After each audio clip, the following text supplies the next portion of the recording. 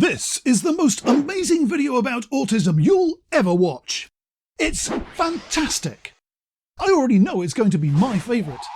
It's the must-see autism event of the year. You won't believe your eyes. This video on the autistic verbal spectrum will just blow your mind. Because this time we're talking about exaggeration and hyperbole.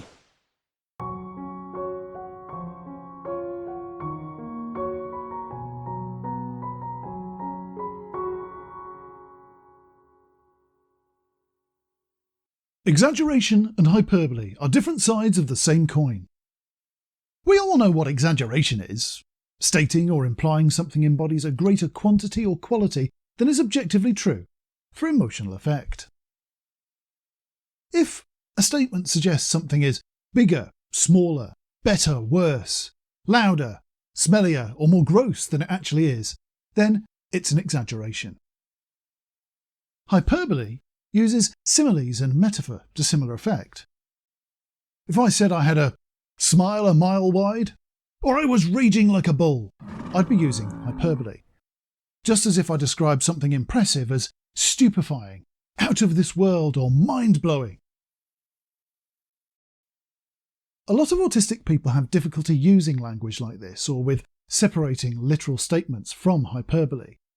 But it's not because we're bland and unemotional, nor because we're rigid or unable to form opinions. It's a question of honesty and objectivity.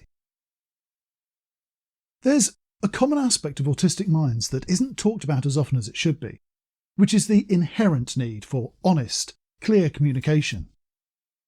It's something we've discussed a few times on this channel, but the only time you'll usually hear of it elsewhere is when autistic people are dismissed for being too blunt or for oversharing. Some learned people have described our need for plain, unembellished truth as an indication of a lack of imagination. But that's an assumption based on flawed and biased observations. While some autists are aphantasic, lacking an abstract visual imagination, the majority of us are not. There's no shortage of autistic writers, actors, musicians, artists, or even comedians. Imagination is not a problem for most of us, and our sensory differences may actually give us an advantage in many ways. We all need to understand the world around us, and it's much easier if we all just speak plainly to each other.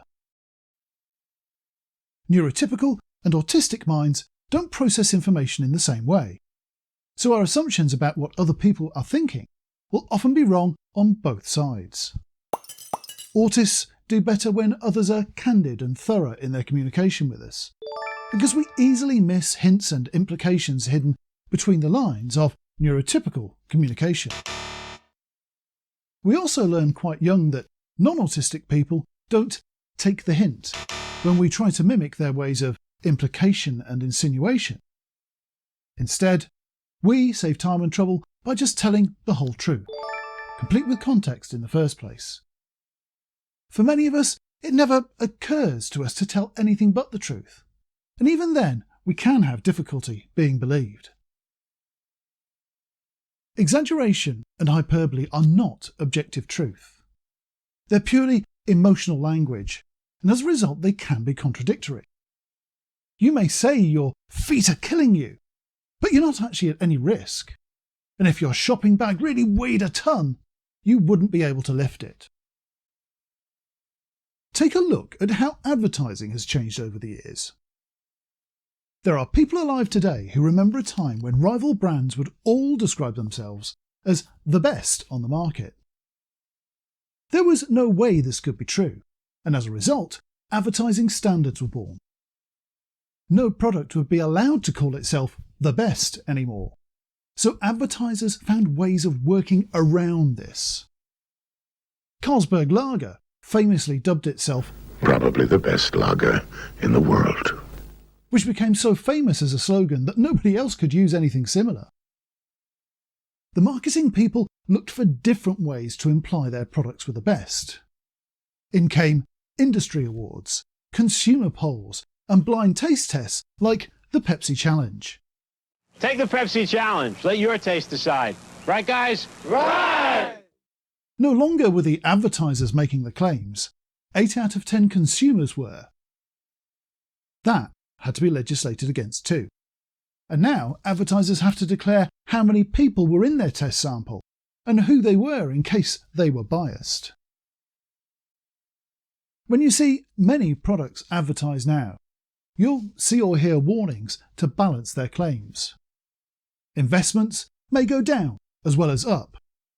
Unpaid mortgages may lead to repossession. Drinkers and gamblers are cautioned to be responsible, and in countries where advertising prescription drugs is still permitted, lists of side effects are now included in the commercials.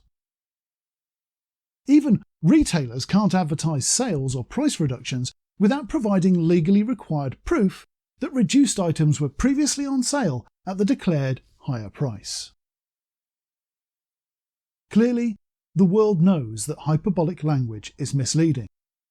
Yet no such restrictions apply to everyday conversation. People use it with abandon.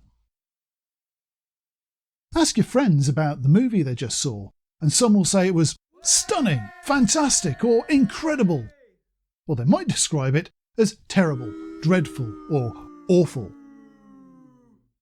All those polarising words we use without thinking do have meaning though. Stunning is rendering someone speechless or even unconscious. Anything fantastic is a product of fantasy, and the incredible simply isn't credible. At the other end of the scale, if it's terrible, then you experience terror. Dreadful means you felt dread, and awful used to mean something very different. Technically, awful, awesome, and awestruck all mean the same. Oh my gosh, I love this song! Everything is awesome.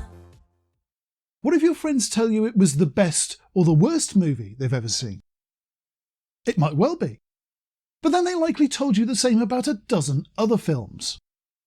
Does this new statement mean that the previous candidate has been surpassed and this is a brand new pinnacle of over or underachievement? There's simply too much contradiction, which can be confusing. And it's for this reason that many autistic people can be reluctant to use language which exaggerates or polarises opinions. Ask me what my favourite of anything is, and I'll find it hard to tell you. A badly directed movie may be well written, or vice versa, so which do I judge it by? If I'm asked for an opinion and I know you reasonably well, I might take a long time to tell you as I compare frames of reference and evaluate the various qualities of each candidate. If I don't know you very well, I'll likely just give you a plain, non-committal answer.